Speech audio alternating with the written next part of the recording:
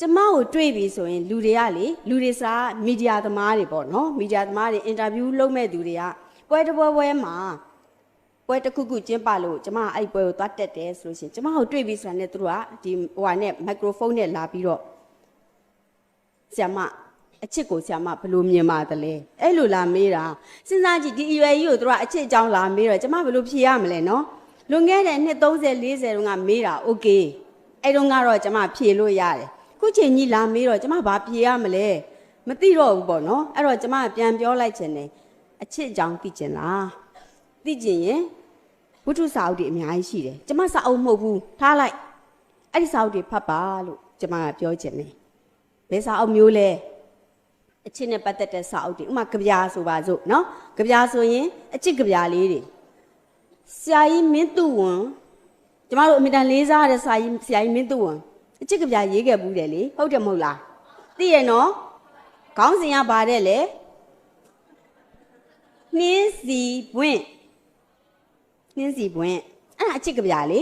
ဒါပေမဲ့ဘလောက်သိမ်မွေ့ထားသလဲချစ်တယ်ဆိုတဲ့စကားလုံးတစ်လုံးမှမပါဘူးနော်မောင်နဲ့မေနဲ့ချစ်တယ်ဆိုတဲ့အကြောင်းမပါဘူးဒါပေမဲ့ तू အဲ့ကြပြာလေးနဲ့သူ့ရဲ့အချစ်ကိုဖွင့်ဟထားခဲ့တာအလွတ်ရလားမရဘူးလားအေးဟုတ်ပြီအဲ့ဆိုကျမရွတ်ပြမယ်နော်လေတော့ကပြန်ပန်းကျင်နဲ့ခရေဘူးဆိုလို့မောင်ခူးကပေးမနဲ့တုံးစီကကြော့ဆုံးကိုမောင်မြင်တော့သူ့စပင်နှင်းစီပွင့်တွေနဲ့ဂုံတင့်တယ်လေတဲ့ကြားဘူးလားကြားဘူးဟုတ်ပြီတချို့ကြားဘူးမှာပေါ့နော်အဖိုးတွေဖွားတွေကဒီကြပြာကိုရွတ်တဲ့သူကြားဘူးမယ်ဒါမှမဟုတ်ရင်အတော်တွေအကိုတွေကဒီကြပြာကိုရွတ်လို့ကြားဘူးမယ်ဒါမှမဟုတ်လို့ရှိရင်သူ့မောင်ဆိုတဲ့အဆိုတော်ကြီးတယောက်ရဲ့တချင်းတစ်ပုတ်ကိုကြားဘူးတဲ့သူတွေရှိချင်ရှိမယ်သူ့မောင်ကအဲ့ဒါကိုတချင်းလှုပ်ပြီးဆိုဘူးတယ်အဲ့တော့မကြားဘူးတဲ့သူတွေနားထောင်ကြားဘူးတဲ့သူတွေလည်းနားထောင်ရမှာပါပဲနော်လေတော့ကပြန်ပန်းကျင်တဲ့ခရေဘူးဆိုလို့မောင်ခူးကပေးဒါဘလို့လုပ်ပြီးတော့အချစ်ကြပြဖြစ်တယ်လေအချစ်ဆိုဒီမှာ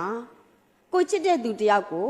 ကောင်းတာပဲမြင်စေခြင်းနဲ့မကောင်းတာကိုမမြင်စေခြင်းဘူးချစ်သူဆိုပေမဲ့လည်းကိုကတစ်ဖက်သက်ချစ်ရတဲ့သူဖြစ်ခြင်းဖြစ်မယ်နှစ်ယောက်သား easily ဖြစ်တာလည်းဖြစ်ခြင်းဖြစ်မယ်နော် easily ဆိုတာသိလားအော်ပြောကြမလို့ဦးထင်ပါတယ် easily လောက်တော့သိတာပေါ့နော်မသိဘူးဆိုတာမယုံဘူးနော်မယုံဘူးဒီအရွယ်လေးတွေမှာဒီနှလုံးသားလေးတွေကသူ့အလိုလိုနေရင်နော်သင်ယူကြမလို့ဘူးဒီချစ်ချင်းမြတ်တာလေးဟာသူ့အရွယ်နဲ့သူပေါ်လာတယ်နော်နည်းနည်းလေးဒီအသက်ငယ်ငယ်လေးဟာနည်းနည်းလေးပဲပေါ်ရမှာအများကြီးပေါ်လို့မရဘူးနော်သူ့အရွယ်နဲ့သူပေါ်ရမှာနော်ဒီအသက်ငယ်ငယ်လေးမှာနည်းနည်းလေးပဲပေါ်မယ်အသက်နည်းနည်းကြီးလာရင်များများကြီးပေါ်မယ်သိများများကြီးပေါ်တော့ဘာလို့ကြလဲအိမ်တောင်ပြုတ်ကြတယ်နော်အဲ့တော့အခုဒီအရွယ်လေးမှာဒီလောက်နည်းနည်းလေးကတော့ပေါ်မှာပဲအဲ့တော့ easily ဆိုတာကတော့အားလုံးသိမယ်နော်အဲ့အခုဒီထဲမှာလဲဇက်လိုက်ကောင်ကလေးရယ်ဇက်လိုက်ကောင်မလေးရယ်နှစ်ယောက်ရှိတယ်နော်ကျမဒီမီဒီယာကလူတွေကိုအဲ့ဒီလိုပြောချင်တာကျမပြောတဲ့အချစ်အကြောင်းဘာလို့နားထောင်ချင်တာလဲကျမဒီတကယ်တော့အပြိုကြီးကျမဒီအပြိုကြီးပါပေါ့နော်ကျမကအပြိုကြီးအဲ့တော့ကျမပြောတဲ့အချစ်အကြောင်းကိုရှင်တို့သိနေတော့ဘာထူးမှလဲယုံစရာရောရှိရဲ့လားအပြိုကြီးအဲ့တော့ဒီစာလေးဖတ်ကြည့်ပါဥပမာအချစ်ကြောင်းကိုသိကျင်လို့ရှိရင်မိသူဝင်ရဲ့နှင်းစီပွင့်ကြပြာလေးကိုရွတ်ကြည့်လိုက်ပါနှင်းစီပွင့်ကြပြာသည်အချစ်ယောက်ျားတစ်ယောက်ရဲ့အချစ်မိန်းမတစ်ယောက်ရဲ့အချစ်မဟုတ်ဘူးဘာလို့ဆိုတော့ तू ရေးပြထားတာဆရာကြီးမင်းသူဝန် तू ကနေယောက်ျားလူငယ်လေးတစ်ယောက်ကနေမိန်းကလေးတစ်ယောက်ပေါ်မှာချစ်တဲ့အချစ်ကိုရေးပြထားတာအင်မတန်စိတ်ဝင်စားဖို့ကောင်းတယ်နော်အဲ့တော့အဲ့ဒါလေးကိုကျွန်မပြောကြည့်ချင်တာယောက်ျားလေးတွေတကယ်ချစ်ပြီဆိုရင်ဘလို့ချစ်ပုံမျိုးနဲ့ချစ်တတ်တယ်လဲဘလို့ချစ်ပုံမျိုးကတော့မိန်းကလေးတွေကျင်တတ်တယ်လဲနော်ဆရာကြီးမင်းသူဝင်ကချစ်ပြသွားတာနားထောင်နော်ခုစာအုပ်ကလေးတွေနဲ့လိုက်ပြီးရေးတော့မယ်နော်ရေးတော့မယ်ပြန်ရွတ်မယ်နော်ဒီကြပြာကိုပြန်ရွတ်မယ်နော်လေတော့ကပြန်ပန်းကျင်တဲ့ခရေဘူးဆိုလို့မောင်ခူးကပေးမနဲ့တုံးစီကကြော့ဆုံးကိုမောင်မြင်တော့သူ့စပင်နှင်းစီပွင့်တွေနဲ့ဂုံတင့်တယ်လေသူ့ချစ်သူကမနေ့ကတော့နှစ်ကိုချင်းတွေ့တဲ့အခါသို့မဟုတ်သွားရင်လာရင်ကနေအတူတူတွေ့တဲ့အခါမှာကျမစပယ်ခရေလေးပန်ကျင်လိုက်တာလို့ သူကပြောတယ်ဒါပေမဲ့ तू ကခရေကိုဘယ်လိုပန်ကျင်တာလဲခရေဘူးတဲ့နော်ခရေပွင့်မဟုတ်ဘူးခရေကိုမြင်မှုကြလားမြင်ဘူးပါတယ်ခရေကအပင်ပေါ်မှာပွင့်နေရင်ပွင့်ပြီးတော့ तू ကကျယ်ကလေးတွေလိုပဲခရေကို तू ကအင်္ဂလိပ်လိုက star flower လို့ခေါ်တယ်နော် star flower ကျယ်လေးတွေလိုပဲအဲ့ဒါလေးကအပွင့်လေးတွေကားပြီးတော့နေပြီးတော့မှအောက်ကိုကျွေကြလာတာအဲ့ဒါလေးတွေကိုကျမတို့ကကောက်ပြီးတော့နှီးကြိုးလေးနဲ့တီးပြီးတော့သို့မဟုတ်အချီကြိုးနဲ့တီးပြီးတော့ကုန်းပြီးတော့မှပန်တာဘုရားတင်နေဆိုရင်လည်းတီးကုန်းပြီးတော့မှဘုရားတင်တာအဲ့တော့ချစ်သူကသူ့ကိုပြောတယ်တဲ့ခရေဘူးလေးပန်ကျင်ပါတယ်တဲ့ဆိုတော့ခရေဘူးပန်ကျင်တယ်ဆိုတော့ရစိမယ်မင်းရတာပန်ကျင်တယ်ဆိုလို့ရှိရင်ခရေဘူးမပြောနဲ့မြစ်စုတကနတ်ပန်းတောင်ငါသွားခုပေးမယ်ဘယ်နာရှိမှန်းတော့မသိဘူးပေါ့နော်အဲ့ဒီလိုယောက်ျားလေးတယောက်ရဲ့အချစ်စိတ်နဲ့ဟုတ်ပြီသူခူးမယ်ဆိုပြီးညနေမှာသူခူးပါတယ်တဲ့ခရေပင်ကိုခူးတဲ့ခါကျတော့ခရေဘူးကိုပန်ကျင်တာဖြစ်တဲ့အတွက်ခရေဘူးဟာဘယ်တော့မှမကြွေဘူးပွင့်မှကြွေတာအဲ့တော့ကြွေတဲ့အကြွေကိုလည်း तू မကောက်ချင်ဘူးမကောက်ချင်တော့ဘာလုပ်လဲအဲ့ဒီခေတ်တုန်းကတော့ပစိုးတွေပဲပေါ်တာ哦ခေါင်းကြိုက်မှာပေါ့နော်ဒီခေတ်ကတော့ယောက်ျားလေးတွေဘောင်းမီလေးတွေနဲ့ဘောင်းမီအတူလေးတွေနဲ့တက်လို့ရပြီခရေပင်မော်ကိုတက်တယ်ခရေပွင့်လေးတွေအဖူးလေးတွေကိုညနေကျတော့ခရေကဖူးနေတော့မယ်မနေ့ကျမှ तू ပွင့်မှာဒါပေမဲ့အဲ့ဒီအချိန်ကလေးက तू ခူးတာခုပြီးတော့ငပြောဘက်ကလေးနဲ့ထုတ်ပြီးတော့တဲလာမယ်အိမ်ကိုရောက်လာမယ်အိမ်ကိုရောက်တဲ့ခါကျတော့မနဲ့ကြရင်လူပေးမှာဒါပေမဲ့ညကလေးကဒီခရေဘူးလေးကိုရေအိုးစင်အများဖြင့်တော့ရေအိုးစင်ရှိတယ်နော်ရေအိုးစင်ဒီခေတ်မှာတော့ရေအိုးစင်ဆိုတာအင်မတန်ရှားသွားပြီကျမတို့ရန်ကုန်မှာဆိုပိုတောင်ရှားသေးတယ်ဒါပေမဲ့ဒီနယ်တွေမှာတော့ရေအိုးစင်လေးတွေရှိတယ်ရေအိုးစင်ရဲ့အောက်မှာ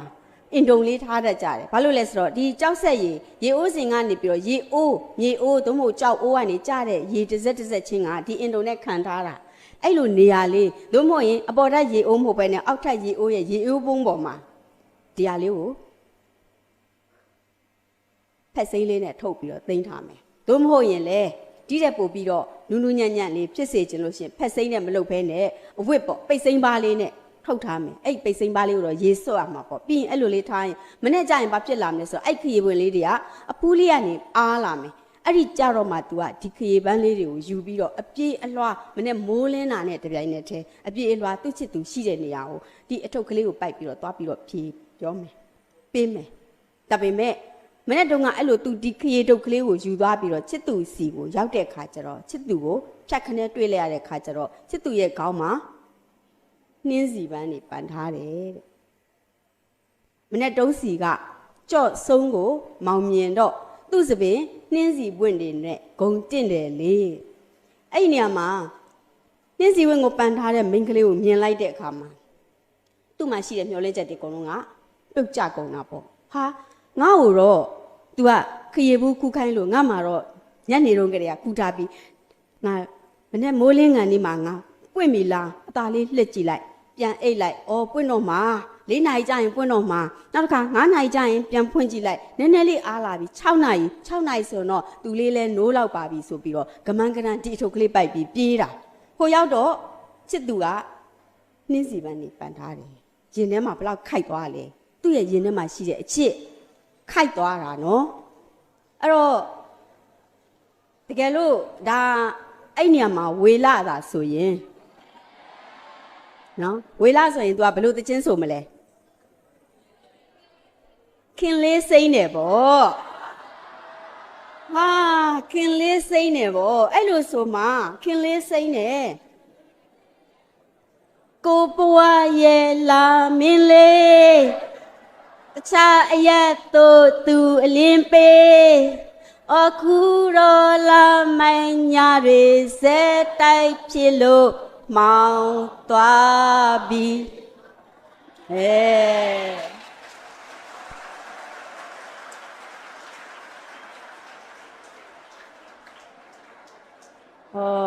သူ့မောင်ကိုမသိတော့လဲဝေလာတော့သိတယ်နော်ဝေလာတာဆိုရင်အဲ့ဒီလိုဆိုမှာနော်ကိုယ့်ရဲ့လာမင်းလေးကတခြားအရက်ကိုသူအလင်းပေးလိုက်လို့သူ့ဘဝကတော့လာမိုက်ညတွေဇက်တိုက်ဖြစ်ကုန်ပါပြီတဲ့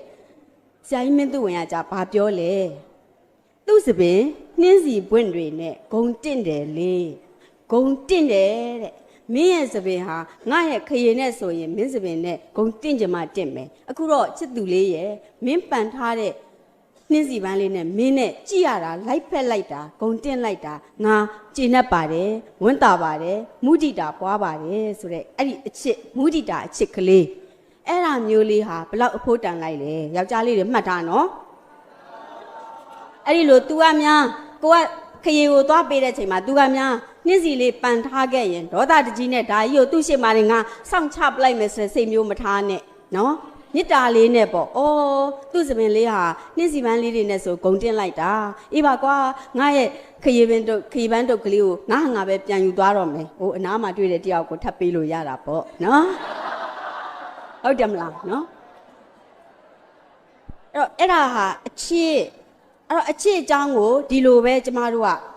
စာနဲ့ဖတ်ပြီးတော့ကျမတို့နားလည်ရမှာလူတွေကကျမကိုအဲ့လိုအချစ်ကိုလာမေးရင်ကျမကတော့အဲ့ဒီလိုပဲဖြေခြင်းတယ်